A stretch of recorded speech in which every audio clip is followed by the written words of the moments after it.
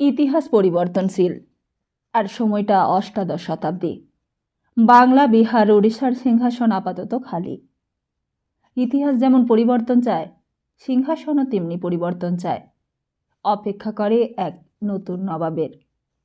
সিংহাসনের এক বিশেষ অহমিকা থাকে, তা হলো নবাব আর নবাবের মাথার মুকুট। আর এই অহমিকা নিয়ে যে কেউ সিংহাসনে বসতে পারে। তাতে সিংহাসনের কিছুই আসে যায় না, আসে যায় সেই মানুষটির যে এইগুলো ধারণ করে। কারণ তাকে প্রমাণ করতে হয়, জবাবদিহি করতে হয়, সত্যি সে সেই সিংহাসনে বসার উপযুক্ত অধিকারী কিনা। আর যদি তুমি সেই সিংহাসনে বসার অনুপযোগী হও, তাহলে তোমার মাথার মুকুট কেড়ে নিয়ে রাস্তায় ছুঁড়ে ফেলে দিতে দুবার ভাবব না। নমস্কার, আমরা শুনছি বিমল মিত্রের লেখা উপন্যাস বেগম মেরি বিশ্বাসের ধারাবাহিক পর্বগুলি। চলতে চলতে অনেকগুলো পথ এগিয়ে এলাম, আর বেশি দূর নয়। তাহলে আসুন শুনে নেই আজকের পর্বটি। নবাবকে আগে অনেকবারই দেখেছে সবাই, কিন্তু সেই এই নবাব নয়। তার মাথায় তাজ ছিল, গায়ে জরির সাজ পোশাক ছিল, হাতির পিঠে চড়ে আসত, সামনে কাড়া নাগাড়া বাজাতে বাজাতে যেত বাজনাদারেরা। আর তারপর নবাবের সেপাইদের সর্দার, তারপর নবাব। সামনে পেছনে সেই জাঁকজমক দেখে বোঝা যেত মুর্শিদাবাদের নবাব চলেছে। কিন্তু এইবার তো সাধারণ মানুষ, তার মাথায় তাজ নেই, গায়ে জরির সাজ পোশাক নেই, এর দুই হাত লোহার হাতকড়া দিয়ে বাঁধা, রোদের মধ্যে মাথাটা নিচু করে হাঁটছে। উড়ে দেখেছিস নবাব কাঁদছে? না না, কাঁদছে না। ওই তো কাঁদছে, দেখছিস না টপ টপ করে জল পড়ছে বুকের ওপর? না না, ওটা তো ঘাম, রোদ লেগে ঘামছে। সত্যি তখন মাথার উপর রোদ ঝাঁ ঝাঁ করছে, ঘেমে নিয়ে সবাই উঠছে। রাস্তার দুই পাশে সারবন্দি হয়ে দাঁড়িয়ে আছে সবাই, দাঁড়িয়ে দাঁড়িয়ে ঝুঁকে দেখছে। মির্দাউদ সাহেব সামনে আসছে বুক ফুলিয়ে, তার পাশে মীর কাসিম সাহেব, কড়া নজর তার চারিদিকে। আর সেপাইরা ঘিরে রেখে দিয়েছে সকলকে, আসামি যাতে পালিয়ে না যায়। মিরন সাহেবেরই সর্দারিটা বেশি, একবার পেছনে যাচ্ছে, একবার সামনে, খুব হুঁশিয়ার। খবরটা পেয়ে সেপাইরা তৈরি রেখেছিল মুর্শিদাবাদের ঘাটে। তারপর নিজেই সব তদারক করছে, নিজেই ভিড় সরাচ্ছে, নিজেই হুঁশিয়ার করে দিচ্ছে সকলকে। একদিন এই মিরনই নবাবের সামনে মাথা উঁচু করে দাঁড়াতে সাহস পায়নি। একদিন এই মিরনকেই অপমান করে তাড়িয়ে দিত দরবারের খিদমতগাররা, ভাগিয়ে দিত মতিঝিলের ফটকের পাহারাদাররাই। আর আজ সেই মিরন সকলের ওপর হুকুম চালাচ্ছে। আর দুদিন বাদে আবার এই মিরন সাহেবকে কুর্নিশ করে তবে দরবারে মির্জাফর সাহেবের সঙ্গে দেখা করতে যেতে হবে। এটাই হচ্ছে নসিবের খেল, এটাই হচ্ছে তকদির। আর এসেছে বশির, বশির মিয়া। বশির মিয়া হাঁক ডাক দেখে কে, কোথা থেকে একটা লাঠি জোগাড় করেছে, বলে হটো হটো হটো ইহাসে। যারা বশির মিয়ার ইয়ার, তারা ভেবেছিল এই সময়ে বশিরের কাছ থেকে একটু খাতির পাবে, কিন্তু কোথায় কি, তাদের চিনতেই পারে না বশির মিয়া। বলে সরকারি কাজে খাতির টাতির নেই ইয়ার, যাও যাও হটো। কিন্তু ওই দিক থেকে জগৎ শেঠজির দেওয়ান আসতেই ভিড় একটু রাস্তা করে দিলে। কে? হুজুর, জগৎ শেঠজির দেওয়ানজি আপনার সঙ্গে বাদ করতে এসেছেন।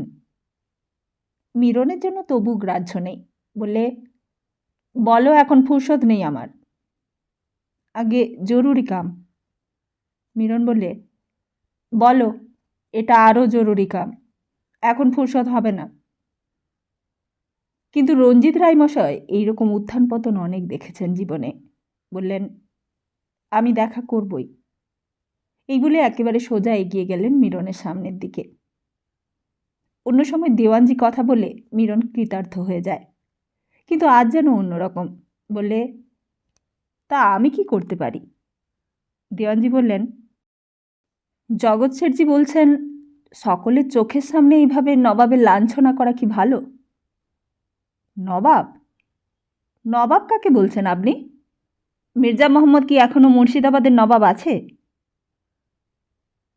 তবুও বুঝলে না, একদিন তো নবাব ছিলেন উনি। নবাবকে অপমান করলে মুর্শিদাবাদের মসনদকে যে অপমান করা হয়। হা হা করে হাসিতে ফেটে পড়ল মিরন সাহেব। বশির মিয়া হাসি শুনে কাছে সরে এলো, বললে, কি হয়েছে হুজুর? এই দেখো না বশির, দেওয়ানজি কি বলছেন। দেওয়ানজি বললেন, আমি বলিনি মিরন, জগৎ শেঠজি যা বলে পাঠিয়েছেন আমি তাই তোমাকে বলছি। মিরন হাসি থামিয়ে গম্ভীর হয়ে গেল, বললে, তা আমি জগৎ শেঠজির হুকুম মানব নাকি আমার বাবার হুকুম মানব? কোনটা মানব আপনি বলুন। বশির মিয়া বললে, না না হুজুর, আপনি মির্জাফর সাহেবেরই হুকুম মানুন। মির্জাফর সাহেবই তো নবাব হচ্ছেন হুজুর। তুমি থামো। তুমি কে? বশির মিয়া একটু থিতিয়ে গেল বকুনি খেয়ে, কিন্তু জবাবটা দিলে মিরন সাহেব। বলে, ওকে অমন করে বলবেন না দেওয়ানজি, ও আমার লোক। কথাটাতে বোধহয় অপমান বোধ হলো দেওয়ানজির। ওই সম্বন্ধে আর কিছু কথা বললেন না। আসল প্রসঙ্গ টেনে এনে বললেন, যা ভালো বোঝো তাই করো মিরন, কিন্তু কাজটা ভালো হলো না। ভালো হলো কি খারাপ হলো সে আপনি বাবাকে গিয়ে বলুন। এরপর আর কোনো কথা বলা চলে না। দেওয়ানজির মুখটা কেমন যেন গম্ভীর হয়ে গেল। এমন করে দেওয়ানজিকে কেউ আগে অপমান করতে সাহস পায়নি। দেওয়ানজিকে অপমান করা মানেই জগৎ শেঠজিকে অপমান করা। দেওয়ানজি আর সেইখানে দাঁড়ালেন না, পালকিতে উঠে আবার চলতে লাগলেন। মিছিল তখন এগিয়ে চলেছে। একেবারে চকবাজারের রাস্তায় সারাফত আলীর দোকানের সামনে এসে পড়েছে। মির্দাউদ সাহেব এই দিক চেয়ে দেখছে। দেখুক সবাই, ভালো করে চেয়ে দেখুক। কিন্তু হঠাৎ যেন মিরন সাহেবকে কে ডাকলে। বশির মিয়া প্রথমে শুনতে পেয়েছে, কে কে ডাকে? যে ডাকতে এসেছে সে একেবারে দৌড়তে দৌড়তে এসেছে। তখনও হাঁপাচ্ছে দাঁড়িয়ে দাঁড়িয়ে। অত ভিড়ের মধ্যে একেবারে মিরন সাহেবের সামনে মুখোমুখি গিয়ে কথা বলতে পারেনি। কাছে আসতেই বশির মিয়া চিনতে পেরেছে, আসগর আলী। আসগর আলী মির্জাফর খাঁ সাহেবের খাস খানসামা। আসগর তুমি? মিরন সাহেবকে ডাকতে এসেছি, সাহেব এত্তেলা দিয়েছে। তোমার সাহেব? মির্জাফর খাঁ সাহেব। বশির মিয়া দাঁড়ালো না। মিরন সাহেবকে গিয়ে খবরটা দিলে। মিরন সাহেব তখন খুব ব্যস্ত। ভিড় সামনে এগিয়ে আসছে, তাদের সামলাতে সামলাতে তখন গলদঘর্ম। আর ঠিক সেই মুহূর্তেই খবরটা পেতেই চমকে উঠল। আবার বাধা? ভালো কাজ একটা করতে গেলেই কোনো না কোনো বাধা এসে পড়ে। ঠিক আছে। মিরন মাথার পাগড়িটা খুলে ফেলে ঘামটা মুছে ফেললে। তারপর মির্দাউদ সাহেবকে ডাকলে। বললে, মির্দাউদ সাহেব, কর্তার তলব এসেছে, আমি যাচ্ছি। কর্তা ডেকেছে? কোনো গলত নাকি? কি জানি। একটু আগে জগৎ শেঠজির দেওয়ান এসেছিল, বলছিল নবাব সাহেবকে রাস্তা দিয়ে হাঁটিয়ে নিয়ে যাচ্ছ কেন? আরে বেত্তমিজ, নবাব যখন মসনদের উপর বসতো তখন আমাদের তাকলিফ দেয়নি? কি বলো মির্দাউদ সাহেব, তাকলিফ দেয়নি? আলবাত দিয়েছে, 100 বার দিয়েছে, 1000 বার তাকলিফ দিয়েছে। বেশ করেছি হাঁটিয়ে নিয়ে যাচ্ছি। তবে সেসব কথা কি আমি ভুলে গেছি? তারপর চারিদিকে চেয়ে দেখে বললে, আমি চললাম, দেখি কর্তার কি হুকুম হয়। মির্দাউদ বললে, কর্তা যদি বলেন নবাবকে পালকিতে উঠিয়ে আনতে, তাহলে যেন আবার রাজি হয়ে যাবেন না মিরন সাহেব। না না, বাবার ভয় ডর আছে বলে কি আমি তো আর ডরপোক আদমি নই। আমি হলাম বাঘের বাচ্চা, আমি কাউকেই পরোয়া করি না ফৌজদার সাহেব। এই বলে মিরন চলে গেল। আর যাবার আগে বলে গেল, একটু ভালো করে নজর রাখতে বলবেন ফৌজদার সাহেব, যেন আসামিরা না ভেগে যায়। জলুস তখন আরও এগিয়ে চলেছে। আরও ভালো করে খুঁটিয়ে খুঁটিয়ে সবাই দেখছে আসামিদের। ইতিহাসের পরিহাসে একদিনের নবাবাজ ইনসানের দরবারের আসামি হয়ে দাঁড়িয়েছে হাতে হাত করা পড়ে। তোমরা সবাই আমার প্রজা ছিলে এতদিন, আজ আর এক নবাবের প্রজা হতে চলেছ। তোমরাই ফিরিঙ্গিদের শাঁখ বাজিয়ে উলু দিয়ে এই শহরে অভ্যর্থনা করেছিলে, আর এখন আমাকে অভ্যর্থনা করছো চোখের জল দিয়ে। ভাই সব, তোমরা এক বিচিত্র জীব। আজ আমাকে হাতকড়া দিয়ে গ্রেপ্তার করে নিয়ে যাচ্ছে দেখেও তোমরা একবারও মুখের কথাতেও প্রতিবাদ জানাচ্ছ না। তোমরা যদি একটু প্রতিবাদ করতে, একটু বিদ্রোহ করতে, তাহলে আর আমাকে এমন করে রাস্তার ওপর দিয়ে হাঁটিয়ে নিয়ে যেত না ওরা, পালকিতে করে তুলে নিয়ে গিয়ে কোথাও বন্দি করে রাখত। কিন্তু কেনই বা তোমরা প্রতিবাদ করবে? আমি তো কোনোদিন তোমাদের কোনো উপকার করিনি। উপকার করবার সুযোগ পেলে তোমাদের উপকার করতাম কি না তাও তোমরা ভেবে দেখোনি। আমি হেরে গেছি, সেটাই আমার বড় অপরাধ, আর সেই অপরাধেই তোমরা আমাকে অপরাধী করেছ। যে হেরে যায় তার দলে কে থাকে বলো? কি এমন নির্বোধ আছে দুনিয়ায়? যে জেতে তারই তো জয় জয়কার। এই সংসারে বিজয়ীর গলাতেই তো সবাই জয়মাল্য দেয়, আর সেই জয়মাল্য দেবার সময় তো ন্যায় অন্যায় বিচার করতে নেই। তাই ভাই সব, ন্যায় অন্যায়ের কথা আজ আমি তুলছি না। আমি শুধু একটা কথাই বলি, তোমরা চোখের জল ফেলে আমাকে আর হাসিও না। আমি তোমাদের চিনে নিয়েছি। তোমরা চোখ মুছে ফেলো, আর যদি পারো একটু এগিয়ে গিয়ে আমার মনসুর গদির সামনে গিয়ে আরও জোরে জোরে উলু দাও, আরও জোরে জোরে শাঁখ বাজাও। ওদিকে তখন মনসুর গদির ভেতর মিরন সাহেবের মাথা গরম হয়ে গেছে। হাবেলির ভেতরে ফিরিঙ্গি ফৌজদের দলের 500 সেপাই হইহল্লা করছে। তাদের সকলকে খাওয়ানো, তাদের তদারক করা সোজা কথা নয়। একটা কোনো ত্রুটি হলেই ক্লাইভ সাহেব রেগে যাবে। তাদের জামাই আদরে রাখতে হয়েছে। হরহরা পোলাও রান্না হচ্ছে, হরহরা গোশ রান্না হচ্ছে। মির্জাফর সাহেব বললে, না, এটা তোমাকে করতেই হবে। ক্লাইভ সাহেব কড়া হুকুম দিয়েছে আমাকে। কিন্তু মীর দাউদ শুনবে কেন? সে বেগম সাহেবাকে পাকড়ে নিয়ে এসেছে। ছেড়ে দিতে হয় আপনি ছাড়বেন, ক্লাইভ সাহেবকে। এখন নবাব তো আপনি। চুপ কর, বেল্লিকের মতো কথা বলিস নি। যা বলছি তাই কর তুই। কিন্তু নবাব এখন আপনি নাকি ফিরিঙ্গি বাচ্চা ক্লাইভ? চোপড়াও। মিরন খানিকক্ষণের জন্য চুপ করে রইল। তারপর একটু পরে মাথা উঁচু করে বললে, মরিয়ম বেগম সাহেবার উপর কি ক্লাইভ সাহেবের নজর পড়েছে? নজর পড়লে তোর কি? তুই কেন গোসা করছিস? তোর বিবির ওপরে কি সাহেব নজর দিয়েছে? তাও তো বটে, ফিরিঙ্গি বাচ্চা। যদি নবাবের বেগমের খুবসুরত জওয়ানির দিকে চেয়ে সাহেবের নজর বিগড়ে গিয়ে থাকে, তা মিরনের কি নোকসান? নোকসান বেগম সাহেবাদের আর ক্লাইভ সাহেবের। সবই তো ঝুটো মাল, ওদের আর কি কিমত। আর শোন, আজ দরবারে ক্লাইভ সাহেবের কাছে ইনাম দিতে হবে। সোনা, চাঁদি, হিরে, মতি, পান্না, চেহেল সুতুনের যা কিছু আছে মালখানায় সব সাহেবদের সামনে বার করতে হবে। বেগম সাহেবাদের ভি নজরানা দিতে হবে। বেগম সাহেবাদের? হ্যাঁ হ্যাঁ, উজবুক। ফিরিঙ্গি সাহেব লক্কাবাগের লড়াই ফতে করে এসেছে। এইখানে আমার এখন মেহমান, নজরানা দিতে হবে না? কটা বেগম আছে? মিরন বললে, গুনে দেখিনি, অনেক আছে। সবাইকে মতিঝিলে কয়েদ করে রেখেছি। সবগুলোকে সাহেবের সামনে নজরানা দিতে হবে। নানি বেগমকে ভি নজরানা দেব? দূর বেল্লিক, বুড়ি নিয়ে কি করবে সাহেব? মির্জার বন্যি মাসি আছে যারা, তাদের বাদ দিবি। ওদের নিয়ে ফিরিঙ্গি সাহেব কি ঘাস কাটবে? ওদের নজরানা দিলে যে সাহেব আমার মুখে থুতু দেবে রে।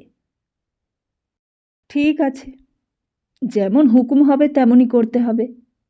নবাব যখন বাবা, তখন তার কথা শুনতেই হবে। ঘরের বাইরে আস্তে আস্তে মিরন সাহেব সেই কথাগুলোই ভাবছিল। নবাব হয়েও বাবার বড় ভয়। অত ডরপোক আদমি হলে কি নবাবই করা চলে? সামনেই মেহেদী নেশার আর রেজা আলীর সঙ্গে দেখা। মেহেদী নেশার আর ডিহিদার রেজা আলী সাহেব দুজনেই আজ খুব ব্যস্ত। 200 ফিরিঙ্গি আর 300 দেশি সেপাইদের খাওয়ানো, থাকানো, তাদের তদারকি করতে হচ্ছে সব কাজ ছেড়ে।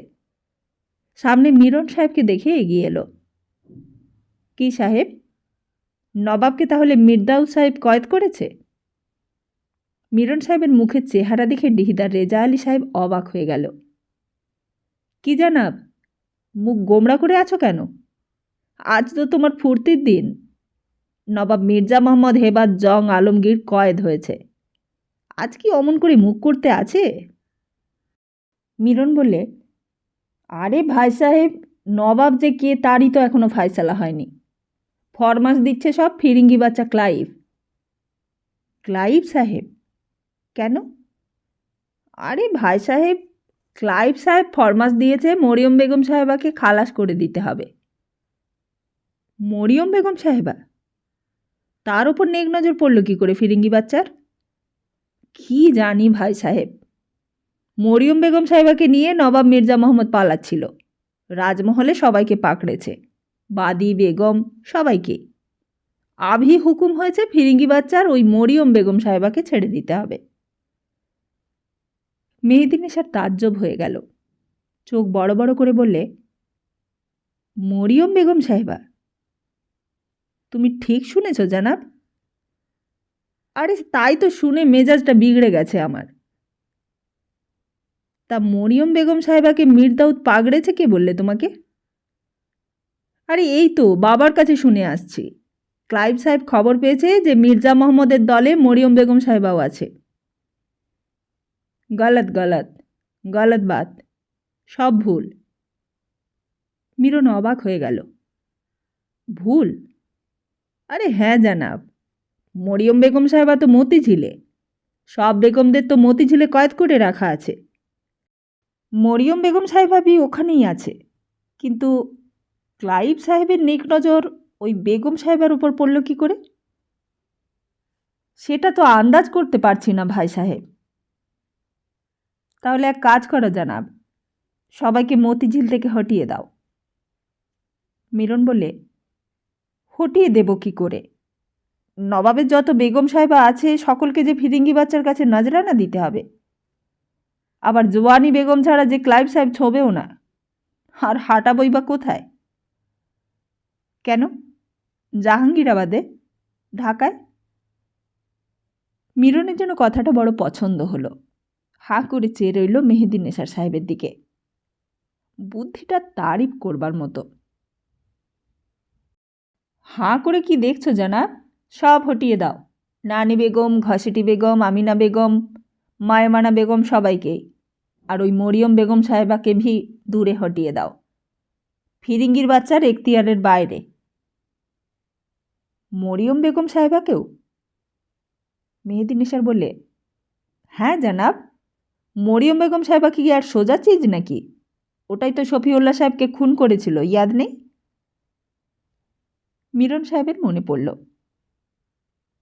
আরে ওই মরিয়ম বেগম সাহেবাই তো কলকাতার পেরিন সাহেবের বাগানে গিয়ে ক্লাইভ সাহেবের দপ্তর থেকে উমিচাঁদ সাহেবের চিঠি চুরি করে নবাব মির্জা মোহাম্মদকে দেখিয়েছিল। ওটাকেই আগে হটাও। মিরনের সব কথাগুলোই এতক্ষণ কানে যাচ্ছিল, কিন্তু তবুও যেন বিশ্বাস হচ্ছিল না। বললে, তুমি ঠিক জানো ভাই সাহেব, মরিয়ম বেগম সাহেবা মতিঝিলে আছে? আরে হ্যাঁ জানাব, আমি জানি না? আমি নিজে মরিয়ম বেগম সাহেবাকে কয়েদ করে রেখেছি। আমি জানবো না তো কে জানবে? কি জানি, এত বেগম এত বাদী, কে যে হিসেব রাখে ভাই সাহেব? কার ঘাড়ে কটা মাথা আছে বলো? তারপর একটু থেমে বললে, চলো না মতিঝিলে যাই, বেগম সাহেবাদের নিয়ে সবাইকে জাহাঙ্গীরাবাদে পাঠিয়ে দিই। লেকিন যা করতে হবে আজই করতে হবে। মেহেদীনেশার কি যেন ভাবলে। ডিহিদার রেজা আলীরও ভারী আগ্রহ। দুজনেই দুজনের দিকে চাইলে। মিলন সাহেবেরও অনেক কাজ। ওদিকে আবার নবাব আসছে চকবাজারের রাস্তা দিয়ে জুলুস করে, তারও একটা হিল্লে করতে হবে। কিন্তু তার আগে বেগম সাহেবাদেরও একটা কিছু ব্যবস্থা করতেই হবে। আর শুধু তাদের কয়েদ করলেই তো হবে না, একেবারে পদ্মা পার করে জাহাঙ্গীরাবাদে পাঠিয়ে দিলে তবে নিশ্চিন্ত। নানি বেগম সাহেবা, ঘসেটি বেগম সাহেবা সকলের সব আশা নির্মূল করে দিতে হবে, যাতে আর কখনো কেউ মুর্শিদাবাদের মসনদের ওপর হাত বাড়াতে না পারে। তারপর তিনজনেই মনসুরগঞ্জ থেকে বেরোলো। বড় শক্ত কাজ। শুধু জাহাঙ্গীরাবাদে পাঠালেই তো হলো না, নৌকোর ব্যবস্থা করতে হবে, বজরার ব্যবস্থা করতে হবে, সব বেগম সাহেবাদের ভুলিয়ে ভালিয়ে পটিয়ে পাটিয়ে তবে পাঠাতে হবে। চলো জানাব, তাই চলো। ও রোগের জ্বর না রাখাই ভালো। মুর্শিদাবাদের ইতিহাসে সেই এক দিন গেছে বটে, সেই এক মহা দুর্দিন। হাটে দোকানিরা আসেনি, দোকানপাট সব বন্ধ করে রাস্তায় তামাশা দেখতে বেরিয়েছে। তা তামাশাই বটে, রাষ্ট্র নিয়ে তামাশা, জীবন মৃত্যু নিয়ে তামাশা। একদিন সামান্য একটা ছোট্ট স্ফুলিঙ্গ কেমন করে কোন ফাঁকে উড়ে এসে পড়েছিল মুর্শিদাবাদের নবাবী মসনদে, আর সেইটুকুই সেদিন সকলের অজ্ঞাতে হঠাৎই দাও দাও করে সারা শহরে আগুন জ্বালিয়ে দিয়েছিল। মিরন সাহেব সব ব্যবস্থাই করে রেখেছিল। কোথায় নবাব মির্জা মোহাম্মদকে এনে রাখা হবে, কোথায় তার বেগম বাঁদিতে রাখা হবে, তার ব্যবস্থাও আগের থেকেই করে রেখেছিল মিরন সাহেব। ভারী পাকা লোক মির্জাফর আলী সাহেবের ছেলে। অনেক দিন পর সুযোগ এসেছে এমন। এমন সুযোগ দৈবাত কখনো আসে আল্লাহর দোয়ায়। আল্লাহ সুযোগ দেয়, কিন্তু বুদ্ধিমানেরা সেই সুযোগের সদ্ব্যবহার করে। আর যে সদ্ব্যবহার করে সেই তো আসল পুরুষ সিংহ। চুপ করে ঘরে বসে থাকলে তো আর কেউ মুখে ভাত তুলে দেবে না। আর এতদিন পর সেই সুযোগ এসেছে। বিকেলবেলা দরবার বসবে চেহেল সুতুনে। সেইখানে মুর্শিদাবাদের আমির ওমরাওরা সব আসবে। লোক পাঠিয়ে সব খবর দেওয়া হয়েছে। ক্লাইভ সাহেব তৈরি হয়েই ছিল। অনেকবার মির্জাফর সাহেবের কাছে লোক গেছে খবরটা আনতে। শেষকালে আর থাকতে পারলে না, আবার লোক পাঠালে। সেইবার মির্জাফর সাহেব নিজে এসে হাজির হলো। আমি ছেলেকে পাঠিয়েছি হুজুর, ছেলে এখনো ফিরে আসেনি। ক্লাইভ বললে, সেই মরিয়ম বেগম সাহেব আর কি হলো? মির্জাফর বললে, তার ব্যবস্থা করতে বলেছি। কি ব্যবস্থা? বলেছি তাকে ছাড়িয়ে এনে আপনার কাছে হাজির করতে। ক্লাইভ বললে, হ্যাঁ, তাকে আমার কাছে এনে হাজির করা চাই। শেষকালে অনেকক্ষণ ধরে অপেক্ষা করে করেও যখন মরিয়ম বেগম সাহেবার কোনো খবর এলো না, তখন আর অপেক্ষা করা চলল না। ক্লাইভের মনে হলো নিশ্চয়ই এদের কোনো মতলব আছে। আর শুধু মতলবই নয়, একটা কিছু ষড়যন্ত্রও হয়তো চলছে তার বিরুদ্ধে। মেজর কিলপ্যাট্রিক এসেছিল একবার, তাকেও জিজ্ঞেস করলে, কীরকম হালচাল বুঝছো কিলপ্যাট্রিক? কিলপ্যাট্রিক বললে, আমি কিছুই বুঝতে পারছি না। তাহলে যদি তুমি তেমন কিছু বোঝো, তৈরি হয়ে থাকো। দরকার হলে আমাদের আর্মিকেও রেডি রাখতে হবে। মির্জাফরকে কোনো বিশ্বাস নেই, আর ওর ছেলেটা আরও শয়তান। সে মনে করে আমরা বুঝি ওদের কান্ট্রিতে ট্রেস পাস করছি, ওদের থ্রোন কেড়ে নিতে এসেছি। কিন্তু অতটা সাহস কি হবে ওদের? ক্লাইভ জিজ্ঞেস করলে, চেহেল সুতনের হারেমের মালখানার চাবিটা কোথায়? মিরন তোমায় দিয়েছে? কিলপ্যাট্রিক বললে, হ্যাঁ হ্যাঁ, এই যে। চাবিটা নিজের কাছে রেখে দিলে ক্লাইভ। তারপর বললে, দেখো, এখন কাউকে বিশ্বাস নেই। সবাই জেনে গেছে যে মশিয়েলো আর্মি নিয়ে রাজমহল পর্যন্ত এসেছিল। তারপর যখন দেখলো নবাব অ্যারেস্ট হয়ে গেছে, তখন আবার ফিরে গেছে। উমিচাঁদ কোথায়? কিলপ্যাট্রিক বললে, আমার কাছে এসেছিল, টাকা চাইছিল। বেশি আমল দিও না ওটাকে, লোকটা স্কাউন্ডেল। আমি ঘর থেকে বার করে দিয়েছি।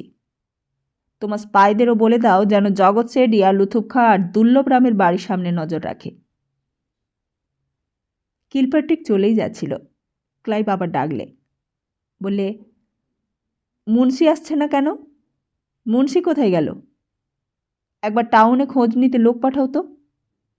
তাকে একটা কাজে পাঠিয়েছি। হঠাৎই বাইরে মুন্সির গলা শোনা গেল। মুন্সি এসেছে, একগাল হাসি মুখ নিয়ে। কি হলো? তোমার কথা এইমাত্র বলছিলাম। মুন্সি বললে, আমার কথা ভাবছিলেন? তাহলে অনেক দিন বাঁচব হুজুর। পাগলাটাকে অনেক কষ্টে খুঁজে বার করেছি। এই বলে বাইরের দিকে মুখ ফিরিয়ে বললে, এসো হে। উদ্ধব দাস ঢুকল। ক্লাইভ বললে, কি হলো পোয়েট? তোমাকে খবর পাঠালাম, তুমি আসবে বললে, তবু এলে না যে? উদ্ধব দাস বললে, আগে আপনার বাড়ির প্রহরীরা যে ঢুকতে দেয় না হুজুর, আপনাদের কাছে আসা বড় ল্যাঠা হুজুর। আমার হরির সঙ্গে দেখা করতে গেলে এত ঝামেলা নেই। হরির দেউড়িতে দারোয়ান থাকে না। ক্লাইভ সেই কথায় কান্না দিয়ে নবকৃষ্ণের দিকে চেয়ে বললে, তুমি এখন একটু বাইরে যাও তো, পোয়েটের সঙ্গে আমার একটা প্রাইভেট কথা আছে। মুন্সি বাইরে যেতে ক্লাইভ হেসে বললে, আচ্ছা পোয়েট, তুমি তোমার ওয়াইফের সঙ্গে দেখা করবে? তোমার বউ? আমার বউ? হ্যাঁ, মরালিওয়ালা দাসী। সে এখন এখানেই আছে। উদ্ধব দাস হাসল, বললে, এখানেই থাকুক আর যেখানেই থাকুক, সে কি আর আমার সঙ্গে দেখা করবে হুজুর? আমাকে তো সে দেখতে পারে না প্রভু।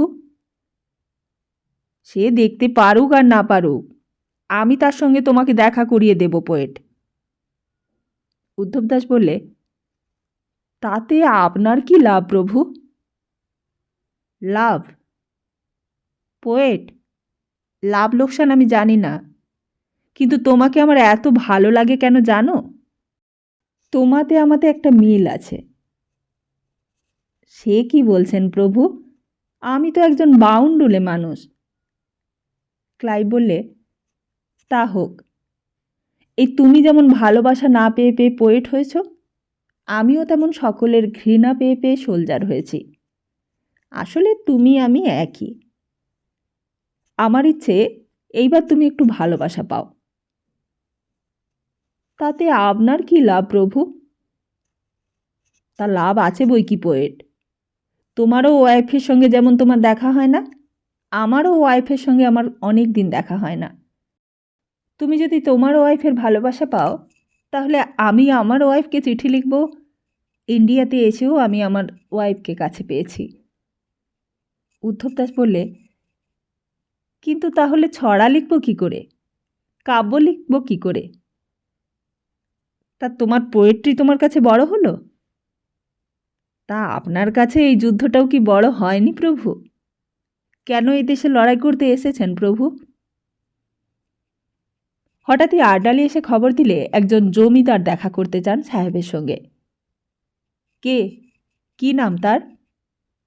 আর্ডালি বললে, হাতিয়ারগড়ের রাজা হিরণ্যনারায়ণ রায়। আচ্ছা, ভেতরে নিয়ে এসো।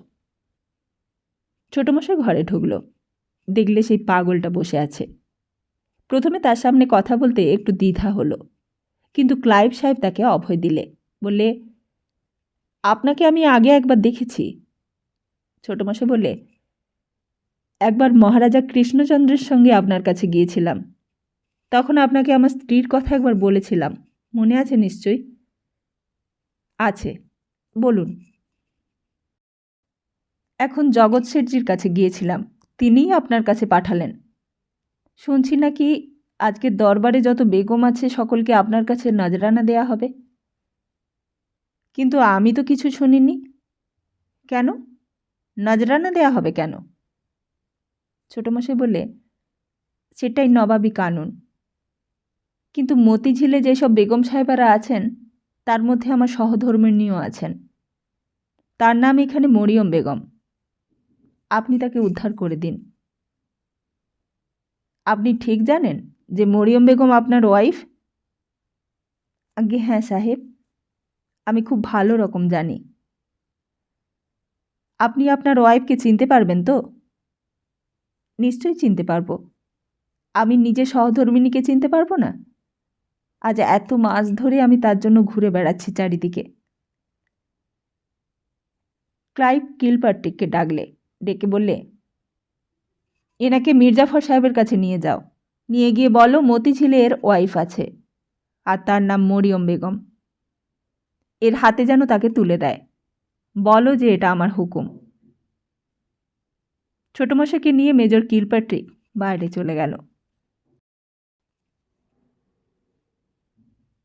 বহু দিন পর আবার চেহেল সুতন সাজানো গোছানো হচ্ছে। সন্ধেবেলা দরবার বসবে। মুর্শিদাবাদের তাবৎ আমির ওমরাওরা আসবে দরবারে। ফিরিঙ্গি কোম্পানির ক্লাইভ সাহেব এসে ওই মসনদে বসবে। জগৎ শেঠজি, ইয়ারলুথুপ খাঁ, রাজা দুর্লভরাম, মীর জাফর সাহেব, মিরন সাহেব, মেহেদি নেসার, মনসুর আলী মোহর, মীর দাউদ রেজা আলী ডিহিদার, মীর কাসিম সাহেব সবাই আসবে। ইনসাফ মিয়া আবার নহবত নিয়ে বসেছে। ছোট সাকরিত বললে, ওস্তাদজি, কোন রাগ বাজাবো? ইনসাফ মিয়ার যেন আর নহবত বাজাবার মেজাজ নেই, আর যেন নহবতে ফু দিতে ইচ্ছে করছে না। বললে, কি বাজাবো? ছোট সাকরিত বললে, আলীবর্দী সাহেব যেইবার মসনদে বসেছিল সেইবার যেটা বাজিয়েছিলে সেই রাগটা বাজাও। ওইদিকে মতিঝিলের পেছন দিকে গঙ্গা যেখানে বেঁকে গেছে সেইখানে 6টা বজরা সার সার দাঁড়িয়েছিল। মতিঝিলের খিড়কির ফটক দিয়ে বোরখা পরা এক একটা মূর্তি বেরিয়ে এলো খোলা আকাশের নিচে।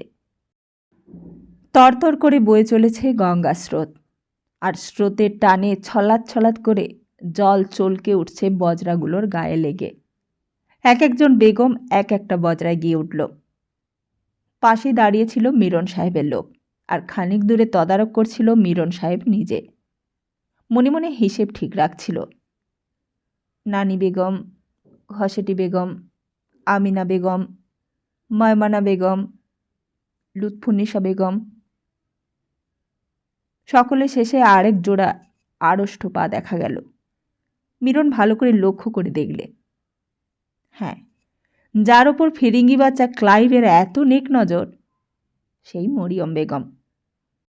সেই মরিয়ম বেগমও জাহাঙ্গীরাবাদে চলে গেল। মুর্শিদাবাদের সেই দিনটা, সেই তারিখটা, সেই তিথিটা বড়ই ভয়ঙ্কর। যারা একদিন সূর্যের মুখ দেখলে আইন ভঙ্গ হতো, যাহারা চেহেল সুতনের অন্ধকার ভুলভুলাইয়ার ধাঁধায় নবাবের সঙ্গে লুকোচুরি খেলতে গিয়ে ইচ্ছে করেই হারিয়ে যেত, তারাই আবার সেই দিন প্রখর সূর্যের আলোর তলায় চিরকালের মতো আইন ভাঙল।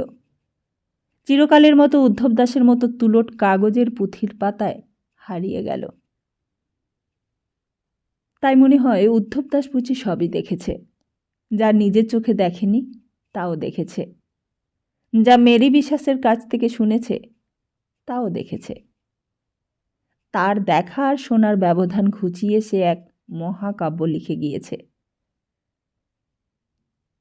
সত্যি হারিয়ে গেল তার সেই দিনকার মুর্শিদাবাদের মানুষগুলো, হারিয়ে গেল বেগম মেরি বিশ্বাসের পাতায় পুঁথি হয়ে। কোথায় বা রইল সেই চেহেল সুতন, যেখানে কর্নেল ক্লাইভ মির্জাফরের হাত থেকে এক একটা করে 11টা বেগম নাজরানা নিলে? কোথায় রইল সেই মনসুরগঞ্জ, সেই নিমক হারামের দেউড়ি, যেখানে ক্লাইভ সাহেব তার সেপাই বরকন্দাজ নিয়ে সেদিন এসে উঠেছিল? ক্লাইভ সাহেব বলেছিল, চলো তোমার বউয়ের সঙ্গে তোমার দেখা করিয়ে দিই পোয়েট। উদ্ধব দাস বলেছিল, কিন্তু প্রভু, বউ যদি আমার সঙ্গে সেইবারের মতো দেখা না করে? তুমি কি দোষ করেছো বলো তো পোয়েট? উদ্ধব দাস বলেছিল, দোষ গুণ তো সব মনের ভুল প্রভু। আমার কাছে যা গুণ আপনার কাছে তা তো দোষও হতে পারে। রায়গুণাকর ভারতচন্দ্রের নাম তো শুনেছেন প্রভু? সে কে? সেও একজন কবি প্রভু। সে লিখেছে, দোষ হইয়া গুণ হইল বিদ্যার বিদ্যায়। তাই তো বলি প্রভু, দোষও কখনো গুণ হয়, আবার গুণও কখনো কখনো দোষ হয়। মানুষের আদালত বড় বিচিত্র স্থান, কোনো নিয়মের ঠিক ঠিকানা নেই সেখানে। ক্লাইভ অবাক হয়ে গেল। তুমি এত কথা জানলে কি করে পোয়েট? হরির কাছে প্রভু, হরিই আমাকে সব জানিয়ে দেয়। হরি? হরি কে? তোমার গড? আমি যে ভক্ত হরিদাস প্রভু। তার মানে? আমি মানুষের মধ্যেই হরিকে দেখি, তাই তো আমার কোটি কোটি হরি প্রভু। আপনার মধ্যেও আমি হরিকে দেখি। আমার বউর মধ্যেও আমি হরিকে দেখি। হরিকে খুঁজতে আমাকে তাই অরণ্যে যেতে হয় না প্রভু। আমার হরি লোকালয়েই থাকে। তা তোমার বউ যে তোমাকে তাড়িয়ে দিয়েছে তাতে তোমার দুঃখ হয় না? আমার বউ যদি অমনি করে আমাকে তাড়িয়ে দিত, আমি তো তাকে ডিভোর্স করে দিতাম। উদ্ধব দাস বললে, হরি যদি আমাকে ত্যাগ করে, আমি কি হরিকে ত্যাগ করতে পারি প্রভু? আমাকে তো লোকালয়ে সবাই ত্যাগ করেছে, কিন্তু আমি কি লোকালয় ত্যাগ করতে পেরেছি? আমি তো এই লোকালয়েই ঘুরে বেড়াই। কখনো আসি মুর্শিদাবাদে, কখনো মল্লাহাটিতে, আবার কখনো যাই কেষ্টনগরে, আবার কখনো হাতিয়ারগড়ে। আচ্ছা, একটা সত্যি কথা বলবে? সত্যি বই মিথ্যা তো বলি না কখনো প্রভু। তাহলে বলো তো, তোমার বউর নাম কি মরালিবালা দাসী? হ্যাঁ প্রভু, আপনি সঠিক বলেছেন। কিন্তু তুমি কি জানো তোমার বউ এখন কোথায়? না প্রভু, আমার জানবার আগ্রহ নাই। তুমি কি তোমার বউকে দেখতে চাও? প্রভু, আমি তো কাউকে ত্যাগ করিনি, বউই আমাকে ত্যাগ করেছে। তাহলে তোমাকে বলি পোয়েট, তোমার বউ এখন এখানেই আছে। এই মুর্শিদাবাদে? হ্যাঁ পোয়েট। আমার নিজের এখন সময় নেই, আমার অনেক ভাবনা মাথার উপর, আমার নিজের শরীরও খারাপ পোয়েট। লোকে জানে আমি কোম্পানির কর্নেল, লোকে জানে আমি মস্ত বড় বীর, কিন্তু তারা জানে না আমার মতো কাওয়ার্ড আর দুটো নেই। তারা জানে না আমি ঘুমোতে ঘুমোতেও ভয় পেয়ে জেগে উঠি। উদ্ধব দাস বললে, কেন প্রভু, কিসের ভয় আপনার? সাকসেসের ভয় পোয়েট। এই অল্প কয় মাসের মধ্যে 3টে দেশ জয় করেছি, এ কি সামান্য কথা পোয়েট? কজন কর্নেল এ করতে পেরেছে? আজ মির্জাফর সাহেব, মিরন সাহেব, জগৎ শেঠজি সবাই আমাকে এসে ফ্ল্যাটারি করছে, যেন ওদের চেয়ে আমি কত বড়। অথচ পোয়েট, আমি নিজে জানি আমি তোমার মতো গরিব, তোমার মতো সাধারণ। ওরা জানে না যে এতগুলো দেশ জয় করলে সে আমি নই, আমার ভূত। বলছো কি প্রভু, ভূত? হ্যাঁ পোয়েট, সেই ভূতটা মাঝে মাঝে আমার ঘরে ঢোকে।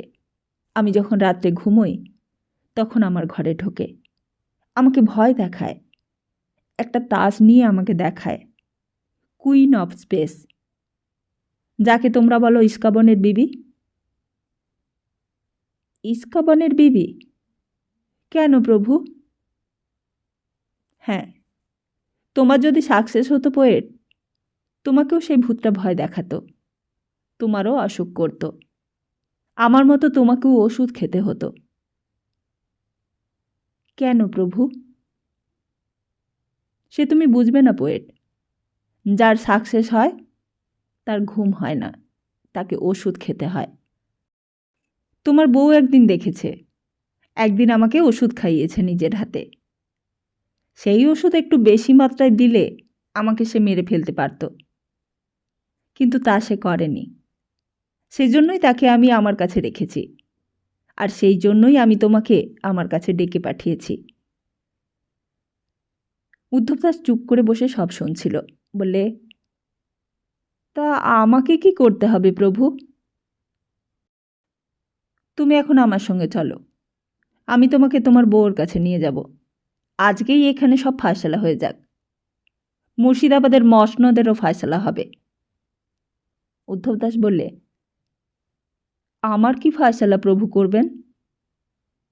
তোমার বউয়ের সঙ্গে তোমার মিল করিয়ে দেব। উদ্ধব দাস হেসে উঠল। আপনি পারবেন? আমি কি না পেরেছি পোয়েট?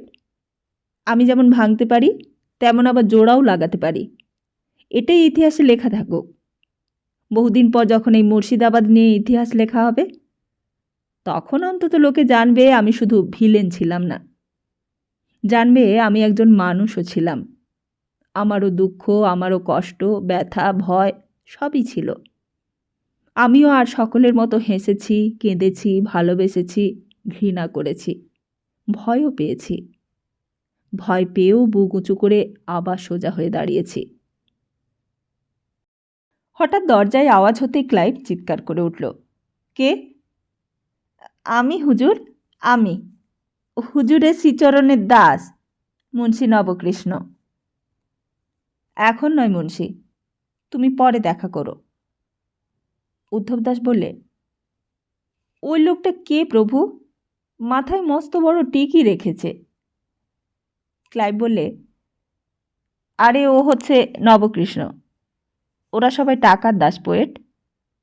ওরা আলাদা জাত, ওদের কাছে টাকাটাই সব। টাকার জন্য ওরা আমার পেছন পেছন ঘোরে। সব সময় ওদের কাছে থাকতে ভালো লাগে না, সেজন্যই তোমাকে ডেকে পাঠিয়েছি। তুমি চলো, তোমার বউয়ের সঙ্গে তোমার দেখা করিয়ে দিয়ে আসি। এই বলে ক্লাইভ উঠল। পোয়েটও তার সঙ্গে সঙ্গে উঠল। মরালি যেদিন ময়দাপুর থেকে নৌকোয় করে বেরিয়েছিল, সেদিন স্বপ্নেও ভাবেনি যে আবার তাকে সেই দুর্দিনের লগ্নে মুর্শিদাবাদেই ফিরে আসতে হবে। স্বপ্নেও ভাবেনি যে আবার ছোট বউ রানীর সঙ্গে দেখা হয়ে যাবে, কিংবা নবাব মির্জা মহম্মদের সঙ্গে অমন করে দেখা হয়ে যাবে। নবাব মির্জা মহম্মদ শুধু একবার চাইলে মরালির দিকে, মুখে কিছু কথা বেরোল না। মরালি নবাবকে দেখেই বললে, এ কি আলীজাহাঁ, এ কি হলো? লুৎফুন্নিসা বেগম নবাবের পায়ের ওপর মাথা দিয়ে শুয়ে পড়েছিল। বাদিটা একটু দূরে বসে আছে, তার কোলে লুৎফা বেগমের মেয়েটা ঘুমোচ্ছে। মরালিকে দেখেই লুৎফা একটু নড়ে উঠল। মরালি আবার বললে, এমন করে আপনার সঙ্গে দেখা হবে তা তো ভাবিনি আলীজাহাঁ, আর এই অবস্থায়। মির্জা মহম্মদ সেই কথার উত্তর না দিয়ে শুধু বললে, তোমাকেও এরা ধরেছে মরিয়ম বেগম সাহেবা? তুমি কি দোষ করেছিলে? আমার কথা ছেড়ে দিন আলীজাহাঁ, কিন্তু আপনিই বা কি দোষ করেছিলেন? মির্জা মহম্মদ বললে, আমার কথা বলছো? আমি কি দোষ করিনি তাই আগে বলো। মরালি বললে, আমি কিন্তু কিছুই বুঝতে পারছি না আলীজাহাঁ। আমি নিজে সাক্ষী আছি, আপনি কারোর কোনো ক্ষতি করেননি। না মরিয়ম বেগম সাহেবা, আমি অনেক অপরাধ করেছি, সবটা তুমি জানো না। কিন্তু কি এমন অপরাধ করেছেন যার জন্য আপনার এই শাস্তি? মির্জা মহম্মদ বললে, আমি যে সংসারে জন্মিয়েই মহা অপরাধ করেছি বেগম সাহেবা। নবাব যেদিন ফৌজদার হয়েছে সেদিন জন্মিয়েই যে আমার অপরাধ। নবাব যে মুর্শিদাবাদের মসনদ দিয়েই আমাকে অপরাধী করে গেছে। কিন্তু এখন কি করবেন আলীজাহাঁ? মির্জা মহম্মদ বললে, তুমি নিজের কথা ভাবো মরিয়ম বেগম সাহেবা।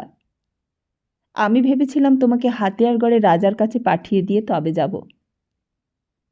ভেবেছিলাম তো অনেক কিছুই বেগম সাহেবা। ভেবেছিলাম ল সাহেব আজিমাবাদ থেকে ফৌজ নিয়ে এসে আমার সঙ্গে যোগ দেবে, তারপর নতুন করে একবার শেষ চেষ্টা করে দেখব। কিন্তু সব চেষ্টাই ব্যর্থ হয়ে গেল আমার বেগম সাহেবা। এখন দেখছো তো আমার দুটো হাতি বাঁধা।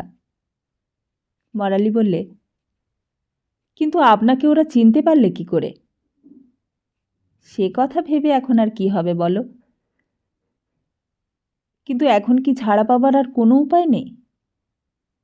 মির্জা মহম্মদ বললে, আমার জন্য তোমাদের সকলের দুর্ভোগ, আমি কেবল সে কথাটাই ভাবছি বেগম সাহেবা। শুধু আমি একলা নই আলীজাহাঁ, আমার সঙ্গে হাতিয়ারগড়ের আসল ছোট বৌরানিও ধরা পড়েছে। তার মানে? মির্জা মহম্মদ যেন চমকে উঠল। তার মানে? তুমি তাহলে হাতিয়ারগড়ের আসল ছোট বৌরানী নও? না। তাহলে তুমি কে? আমি তার বদলা। আমি হাতিয়ারগড়ের রাজবাড়ির নফরের মেয়ে। তাকে বাঁচাবার জন্যই আমি তার বদলা হয়ে এসেছিলাম চেহেল সুতুনে। আমার আসল রূপটা কেউই জানত না চেহেল সুতুনে। ভেবেছিলাম তাকে আমি নবাবের ইয়ার বক্সিদের অত্যাচারের হাত থেকে বাঁচাতে পেরেছি, কিন্তু আজ দেখলুম তা পারিনি। আজ দেখলুম আমার বদলা হওয়া মিথ্যে হয়ে গেছে। মির্জা মোহাম্মদ খানিকক্ষণ চুপ করে রইল। ইতিহাসের এক মহাসন্ধিক্ষণে সে যেন মহা সমস্যায় পড়েছে। এতগুলো মানুষ, এত বড় মুলুক, সকলের যেন সর্বনাশ ঘনিয়ে এসেছে তার নিজের সর্বনাশের সঙ্গে সঙ্গে। একটু পরে বললে, কিন্তু কেন যে আমি মসনদ মসনদ করে এত পাগল হয়েছিলুম কে জানে। তখন কি জানতুম এই মসনদের এত জ্বালা? তারপর হঠাৎ মরিয়ম বেগম সাহেবার দিকে চেয়ে বললে, তুমি আমার একটা অনুরোধ রাখবে বেগম সাহেবা? তোমার ওই দুটো হাত দিয়ে আমার এই গলাটা টিপে ধরতে পারবে? এমনভাবে টিপে ধরবে যাতে আমার দমটা আটকে আসে, যাতে আমি আর নিঃশ্বাস ফেলতে না পারি। মরালি বললে, ছি আলী জাহাঁ, আপনি না মুর্শিদাবাদের নবাব? মির্জা মোহাম্মদ বললে, তুমি আর আমাকে লজ্জা দিও না বেগম সাহেবা। আমি আজ আমার ফৌজদারের কয়েদি, এতেও আমাকে লজ্জা দিতে তোমার লজ্জা হচ্ছে না? কিন্তু তাহলে আপনার জন্য কি করতে পারি বলুন আলী জাহাঁ? একদিন তুমি আমাকে একজনের গান শুনিয়েছিলে, মনে আছে? সেই কবি কবি ছড়া লেখে? মির্জা মোহাম্মদ বলে, না না, ছড়া লেখে না, সে যে গান গেয়েছিলেন, মা গো আমার এই ভাবনা, আমি কোথায় ছিলাম, কোথায় এলাম, কোথায় যাব নাই ঠিকানা। মরালি বললে, রামপ্রসাদ সেন। মির্জা মোহাম্মদ বললে, হ্যাঁ বেগম সাহেবা, সেই তার কথাই আমার বারবার মনে পড়ছে কাল থেকে। ভাবছিলাম তার মসনদ তো কেউই কেড়ে নেয় না, তার মসনদ নিয়ে তো কই এত লড়াই মারামারি হয় না, তার মসনদের জন্য তো তাকে হাত কড়া বেঁধে কেউ ধরেও নিয়ে যায় না। তাই তাকে একবার দেখতে ইচ্ছে হচ্ছিল, তার গান একবার শুনতে ইচ্ছে করছিল। মরালি বললে, কিন্তু তার আর সময় নেই আলী জাহাঁ, এখন অন্য কথা ভাবতে হবে। এখন কি করে আপনাকে ছাড়াতে পারি তাই ভাবছি। আমাকে ছাড়াতে পারবে? পারবে বেগম সাহেবা? মরালি বললে, শুধু আপনাকেই নয় আলী জাহাঁ, হাতিয়ারগড়ের রানী বিবিকেও কি করে মুক্তি দেওয়া যায় তাই ভাবছি। কি করে ছাড়াবে? যদি ছাড়াতে পারো তো আমার এই লুৎফা আর আমার এই ছোট্ট মেয়েটাকে ছাড়িয়ে দাও তুমি। আমার যা হয় হোক, ওদের জন্য আমি ভাবছি। মরালি বললে, আমি সকলের কথাই ভাবছি আলী জাহাঁ। লুৎফা এতক্ষণ নবাবের পায়ের কাছে চুপ করে শুয়েছিল। এইবার মুখ তুলে বললে, না আলী জাহাঁ, আপনি যেখানে থাকবেন আমি সেখানেই থাকব। মির্জা মোহাম্মদ রেগে গেল, বললে, তা আমি যদি জাহান্নামে যাই, তুমিও জাহান্নামে যাবে? লুৎফা সেই কথার উত্তর দিলে না, নবাবের পায়ের ওপর মাথা গুজে আবার নিঃশব্দে কাঁদতে লাগল। মরালি বললে, তুমি কেঁদো না বহন, আমি যতক্ষণ আছি ততক্ষণ কোনো ভয় নেই। মির্জা মোহাম্মদ হাসলে, বললে, বেগম সাহেবা, তুমি ওই মীর দাউদকে চেনো না, আর ওই মীর কাসিমকেও চেনো না, তাই ওই কথা বলছো। মরালি বললে, শয়তানকে কি করে বশে আনতে হয় তা আমি জানি আলী জাহাঁ, নইলে শয়তান শফিউল্লাহকে আমি খুন করতে পারি। আর যদি একটু সময় পেতাম তো ওই উমিচাঁদ আর মেহেদি নেশারকেও খুন করতুম। ওরা খুন হলে আজকে আপনার এই দুর্ভোগ হতো না। তারপর একটু থেমে বললে, তাহলে আমি এখন আসি আলী জাহাঁ, দেখি কি করে হারামজাদাদের খুন করতে পারি। সত্যি তুমি ওদের খুন করতে পারবে বেগম সাহেবা? সত্যি পারবে তুমি? আর যদি তা না পারো, ওদের গিয়ে একটু বুঝিয়ে বলো, জীবনে কখনো আমি কারোর পথে আর বাধা হয়ে দাঁড়াবো না। যদি পারে আমাকে যেন এক ফালি জমি দেয়, আমি সেখানেই শেষ জীবনটা শান্তিতে কাটাবো, আর কখনো কারোর শান্তিতে ব্যাঘাত ঘটাতে আসবো না। শুধু এক ফালি জমি। মনে আছে কথা বলতে বলতে সেই দিন নবাব মির্জা মোহাম্মদের গলাটা বুঝে এসেছিল। আর শুধু তো নবাব নয়, রানী বিবির কথাও তো মনে ছিল মরালির। যদি মুর্শিদাবাদে আসতেই হয়, সকলের কথা ভেবেই আসতে হবে। একসঙ্গে সকলের ভালো করতেই চেয়েছিল মরালি। বাংলা মুলুকের স্বার্থে না হোক, অন্তত চরম সর্বনাশ ঘটবার আগে কয়েকজনকে বাঁচাতে চেয়েছিল সে। সেদিন শুধু মনে হয়েছিল এমন করে শেষ মুহূর্তে এমন সুযোগ তার হাতে আসবে তা কে জানত। মনে মনে একবার বিশ্বব্রহ্মাণ্ডের দেবতাকে উদ্দেশ্য করে বলেছিল, আমার মনোবাঞ্ছা পূর্ণ করো ঠাকুর। একদিন সংসারের সব স্বাদ সব ঐশ্বর্যের লোভ ছিল আমার, তুমি আমার সেই সব স্বাদে ছাই দিয়েছ। চিরকালের মতো তুমি আমার মুখ পুড়িয়ে দিয়েছ ঠাকুর। সবই যখন গেছে ঠাকুর, তখন অন্তত একটা স্বাদ আমার মেটাও। একটা স্বাদ মিটিয়ে আমার মেয়ে মানুষের জন্মটা সার্থক করো। ততক্ষণে বুঝি বাইরের আকাশে চাঁদ উঠেছে। বড় নিরিবিলি রাত। এইসব রাতেই বুঝি মানুষের পাপের সাপ ফনা উঁচু করে ফোঁস করে। এইসব রাত বড় ভয়ঙ্কর হয়। এইসব রাত্রেই অষ্টাদশ শতাব্দীর আমির ওমরাওরা ষড়যন্ত্রের সিঁড়িতে দাঁড়িয়ে উত্থানের স্বপ্ন দেখে। আঙুরের মধ্যে চুমুক দিয়ে বেহেশতের বাস্তব ছবি কল্পনা করে নিত।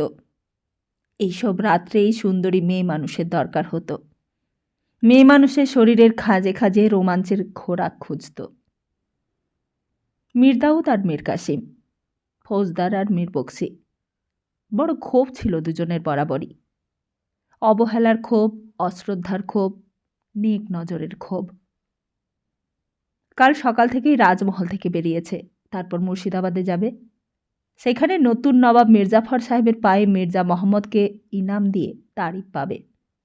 আর সেই তারিফের স্বপ্নেই সন্ধে থেকে দুজনেই মদ খেতে শুরু করে দিয়েছিল। সেপাইরা বাজরার পেছন দিকে রয়েছে, আর সামনের দিকে দুজন। মাথার ওপর চাঁদ, ভিজে ভিজে হাওয়া। মদের গরমে নদীর ভিজে হাওয়া শরীর জুড়িয়ে দিচ্ছিল। মরিয়ম বেগম সাহেবা নবাবের বজরার ভেতর ঢোকার সময়েই দুইজনে লক্ষ্য করেছিল তাকে। বড় ভাজা, বড় খুবসুরত মনে হয়েছিল বেগম সাহেবাকে।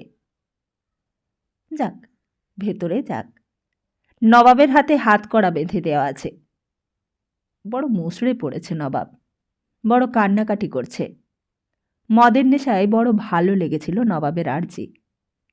হাহা করে হেসে উঠেছিল দুজনেই।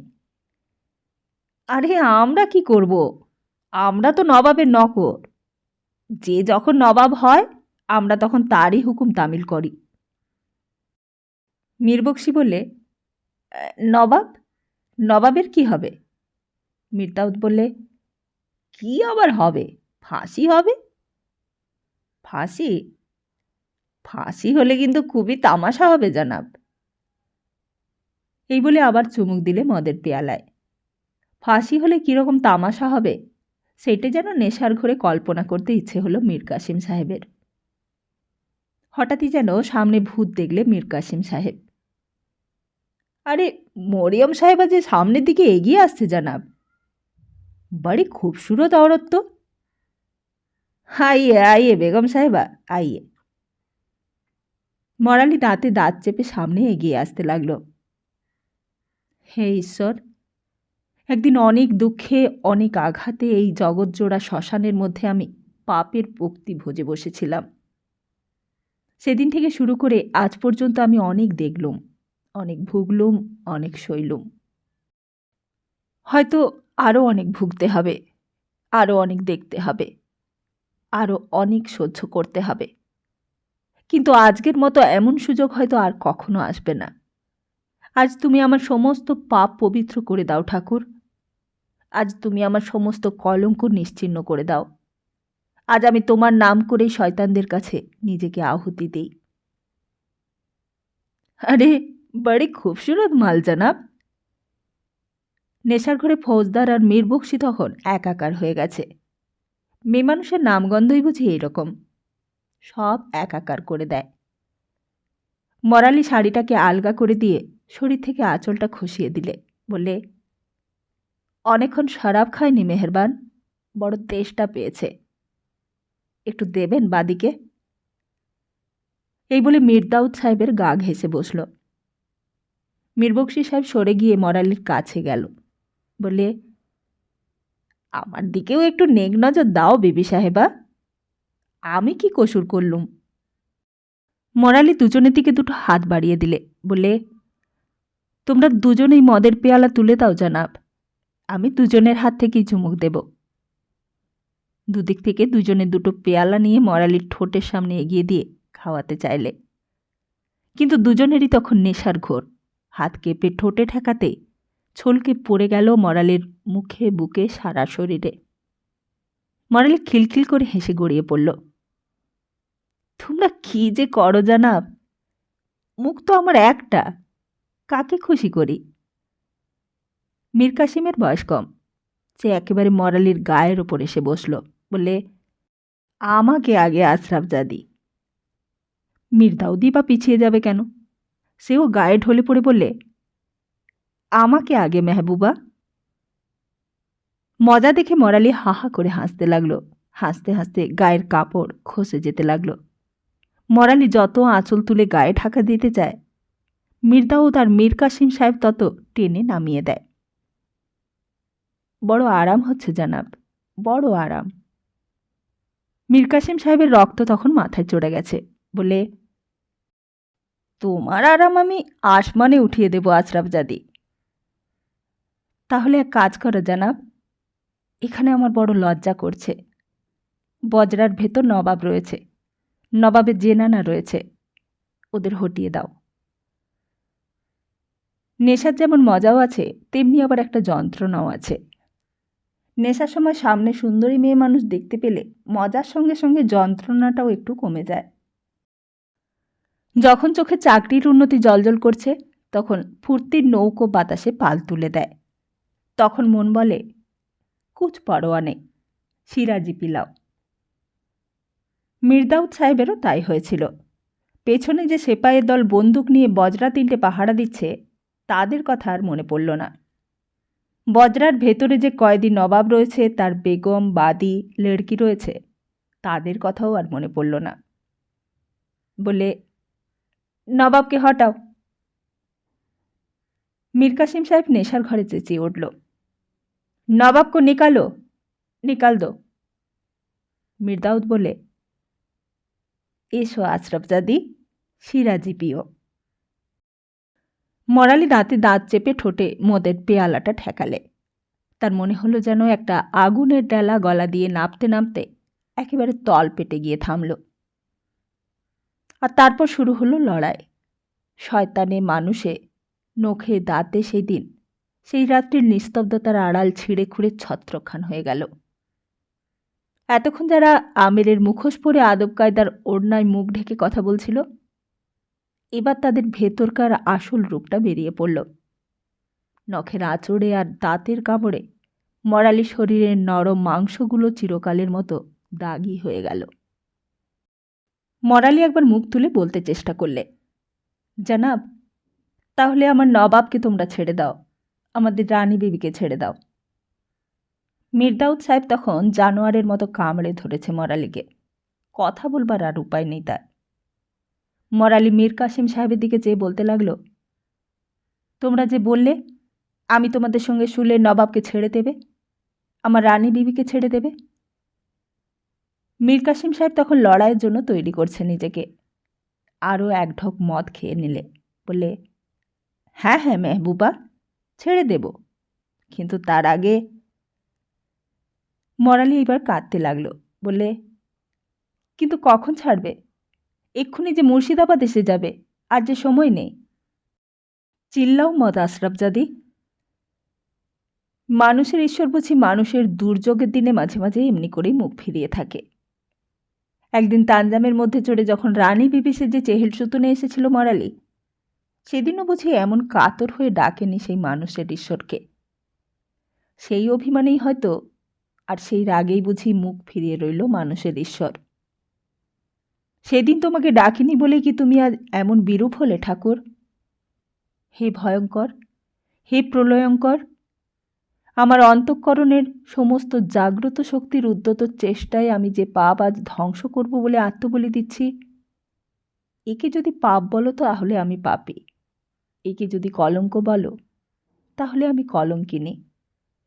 তোমার উদ্যত কৃপাণের আঘাতে তুমি আমাকে টুকরো টুকরো করে দাও ঠাকুর, তবুও আজ আমি এতটুকু প্রতিবাদ করব না। শুধু নবাবকে ছেড়ে দাও, আমার রানী বিবিকে ছেড়ে দাও, আমাকে নিয়ে তুমি ওদের মুক্তি দাও ঠাকুর। ওদের মুক্তি হলেই যে আমি পরিত্রাণ পাব, ওদের শান্তি হলেই যে আমি মুক্তি পাব। কই ওগো, আমার কথা রাখলে না তোমরা? আমাকে তোমরা ঠকালে। দাঁত আর নখ তখন বোধহয় কামনায় উত্তাল উদ্দাম হয়ে উঠেছে। সুখে আর তখন তাদের সুখ নেই, টাকায় আর তখন তাদের আকাঙ্ক্ষা নেই, আলসে আর তখন তাদের বিশ্রাম নেই, তখন শুধু ভোগ। চূড়ান্ত ভোগের উপাচার নিয়ে ভুরিভোজ তখন তাদের উত্তুঙ্গ হয়ে উঠেছে। ঈশ্বর সে তো ভাওতা, মল্লাদের তৈরি ধোকা বেহেস্ত। সে তো বেবুদ, কোরআনের তৈরি ইন্দ্রজাল। মেয়ে মানুষই তখন একমাত্র সদাকত, মেয়ে মানুষই তখন একমাত্র সচাই, মেয়ে মানুষই তখন তাদের একমাত্র হক, আর সব কিছু ঝুটা। ওই নৌকোর আড়াল থেকেও দুর্গাবুচি তখন হঠাৎ অন্ধকারের মধ্যেও সব দেখতে পেলে। বলে, ও ছোট বৌরানী, দেখো দেখো, মরুনির কাণ্ডটা একবার দেখো। ছোট বৌরানী দুর্গার কথায় রেগে গেল। বলে, কি দেখবো আবার? দুর্গা বললে, কি ইলপতে কাণ্ড দেখো মরুনির, চরিত্রটা তো একেবারে নষ্ট করে ফেলেছে গো। ছি ছি ছি ছি ছি। কি করেছেটা কি? দুর্গা বললে, কি আর করবে, বলে গেল আমাদের জন্য বলতে যাচ্ছে, আর ওইখানে গিয়ে মদ গিলে কিনা বেলের লাগিরি করছে মরদগুলোর সঙ্গে। কই, কোথায়? দুর্গা বললে, ওই দেখো না, ওই যে পাটাতনের ওপর ন্যাংটো হয়ে রয়েছে। ছোট বোরানি দেখলে, দুর্গা দেখলে, আর দেখলে আকাশ বাতাস অন্তরিক্ষ, আর দেখলে অতীত বর্তমান ভবিষ্যৎ, আরও দেখলে অষ্টাদশ শতাব্দীর মধ্যভাগের সেই সন্ধিক্ষণের ইতিহাস। দেখলে আর ঘেন্নায় মুখ ফিরিয়ে নিলে। বজ্রার উন্মুক্ত পাটাতনের ওপর তখন অসাড় অচৈতন্য হয়ে পড়ে আছে এক প্রাণলক্ষ্মী। বাংলা, বিহার, উড়িষ্যার সেই প্রাণলক্ষ্মীর হাড় মাস মজ্জা সব শুষে খেয়ে নিয়েছে তখন মোঘল সাম্রাজ্যের কাক, চিল আর শকুনের দল। চিচি করে মরালি তখনও অস্ফুষ্ট গলায় শুধু বলতে চেষ্টা করলে, হ্যাঁ গো, তোমরা আমাকে এমন করে ঠকালে। বজরা তিনটে তখন মুর্শিদাবাদের ঘাটের কাছে এসে পড়েছে।